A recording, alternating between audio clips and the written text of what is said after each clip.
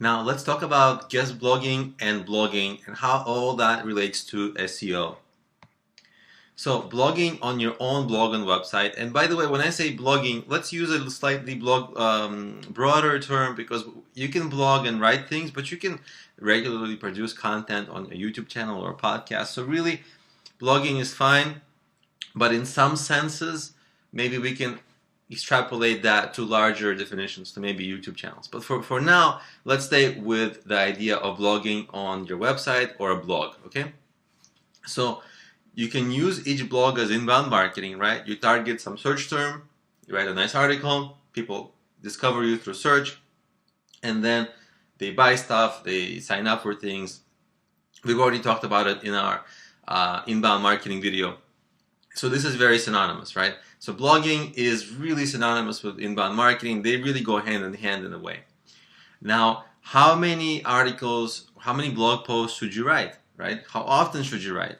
My rule of thumb is that you should create a publishing schedule so that you can produce content regularly. It isn't necessary to produce content on the dot exactly at a schedule, because most of your customers won't care a whole lot. It really depends on your strategy, but but it's nice to have a regular publishing schedule so that Google can realize, okay, the Google search engine can realize, okay, you're publishing content regularly. There's more content all the time, and that's a good thing. And in YouTube and in Google search, so that's a nice thing to have regularly publish content regularly. Sometimes I have experienced, in some cases, I needed to target many different search terms, and I really needed to put out a lot of content in a short amount of time, and then I would get back to my regular schedule. For me, that's been okay. If you've decided that your brand is going to publish on some exact schedule, maybe you're a little bit more strict, and then you're teaching your customers to expect something at a certain time, then stick with it.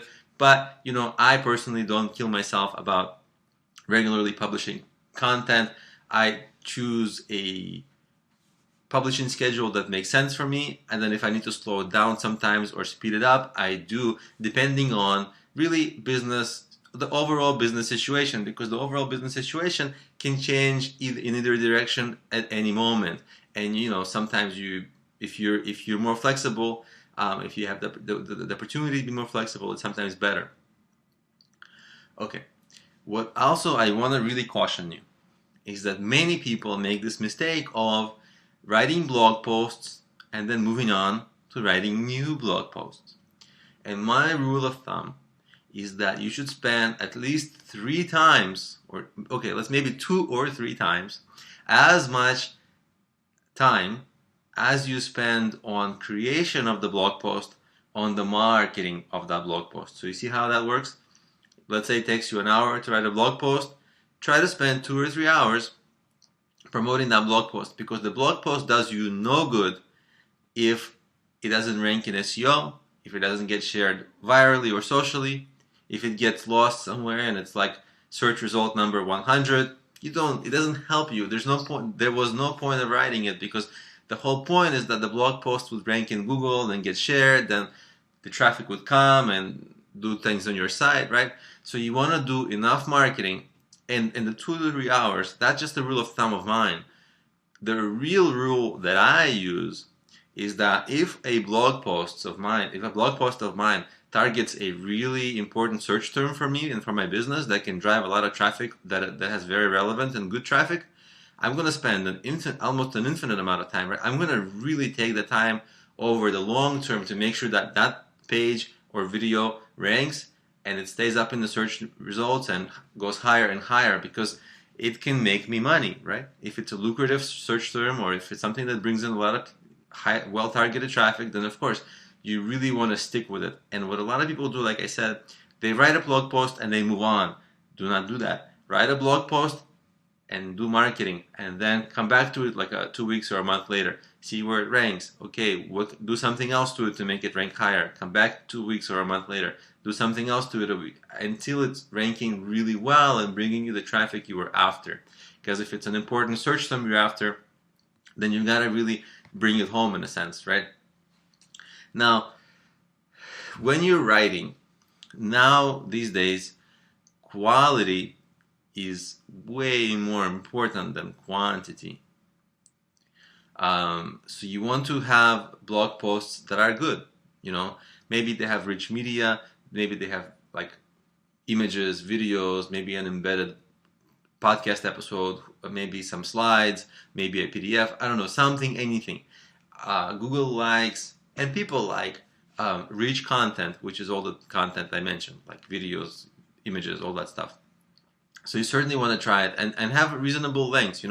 Don't keyword stuff, don't just stuff words so that it's longer, but make the blog posts as long as needed to be really a great blog post and inform people on what they wanted to know when they searched for whatever they searched, right? So you certainly want to have strong focus on quality.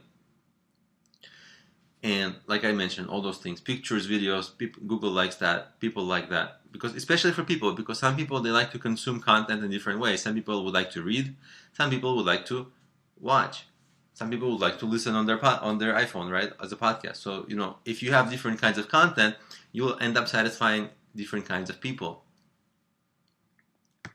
Now, I also want to talk about this concept of guest blogging.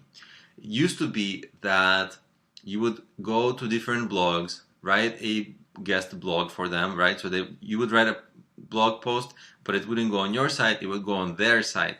And the benefit for you was that you were going to link from their site to your site, which used to give you an SEO benefit, right?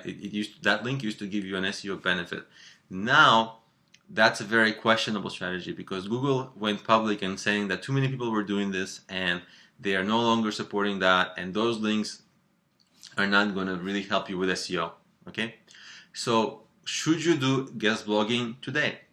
I have this rule of thumb: if a blog or a website on which you post can bring you a significant enough traffic, and by significant enough, I mean in your situation, will you be happy with that amount of traffic?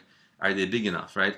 Or targeted traffic, or like lucrative traffic that may end up buying things, then you should still, get use the opportunities to guest blog, because you can earn revenue, get clients, things like that. So it wouldn't be for SEO, it would just be to promote your business, like a publicity piece, which you want to do with your business. You do want to invest in publicity.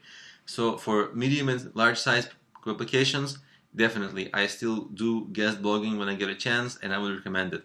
But don't just do it for SEO, because for pure SEO purposes, it's not going to have a whole lot of help. It's not going to give you a whole lot of help.